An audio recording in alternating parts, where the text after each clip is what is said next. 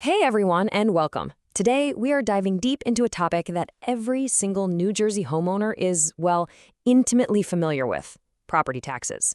But we're going to look at this whole puzzle through a really surprising new lens, and I think it could completely change how you think about where you live.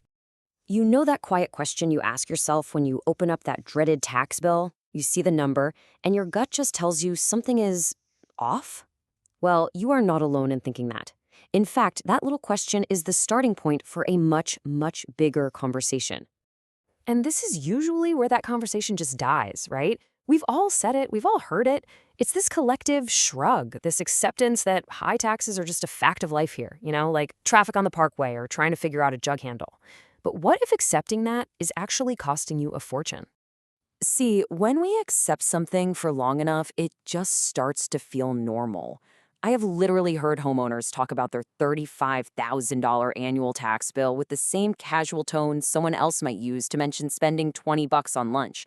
It's just baked into the budget. But, and this is a big but, just because it feels normal doesn't mean it's financially healthy.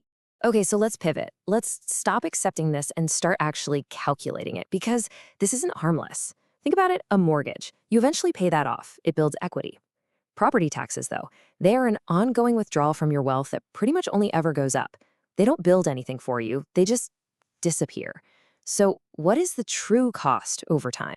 Let's start with this number: $12,000. Imagine two really comparable towns, maybe just a 10-minute drive apart. It is completely 100% possible for one town to have property taxes that are $12,000 a year higher than the other for a similar home. That's $1,000 every single month. Okay, but that's just 1 year. What happens when you zoom out? In just 10 years, that $12,000 difference becomes $120,000. That is a staggering amount of money that has simply vanished instead of working for you. And over 20 years, almost $250,000 gone. This isn't an investment. It hasn't compounded. It hasn't grown. It is a loss, plain and simple. Money that could have completely, totally changed your financial picture. Now, what's really fascinating here is that this isn't just a one-off example. Just look at these patterns. Even a smaller $8,000 yearly difference adds up to $160,000 over 2 decades. And a $20,000 difference? We're talking $400,000.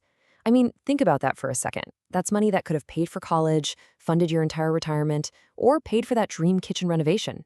Instead, poof. So how is this even possible? It's because New Jersey isn't one single high-tax state.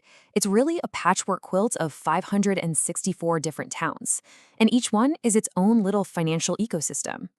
Some towns have to rely almost entirely on you, the homeowner, for taxes. But others, like, say, Paramus, have a massive commercial tax base from all the malls and businesses that dramatically lowers the burden on residents. So how in the world do you compare these different ecosystems? You use this one simple tool: the effective tax rate, or ETR. Don't just look at the total tax bill on a listing. The ETR tells you exactly what you're paying in taxes as a percentage of your home's actual market value.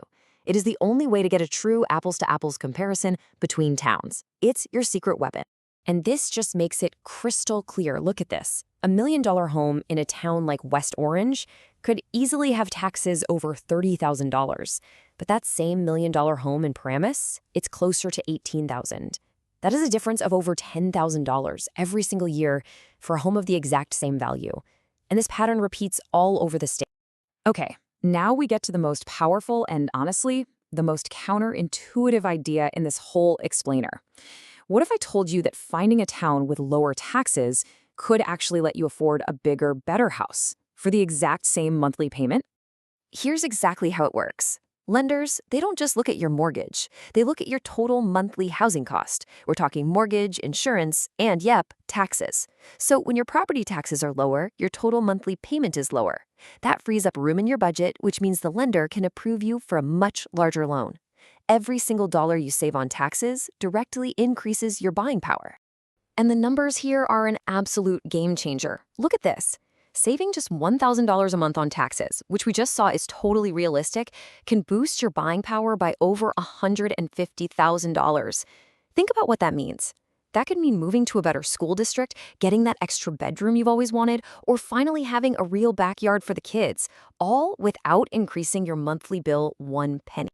Okay, so you see the potential. The numbers are frankly staggering. But what do you do with all this information? Well, the path forward isn't about packing up boxes tomorrow. It's about starting a simple, strategic little research project, your own personal homework assignment. This is your action plan, and trust me, it's not intimidating. Start by just thinking about what you really want in a lifestyle, not just a house.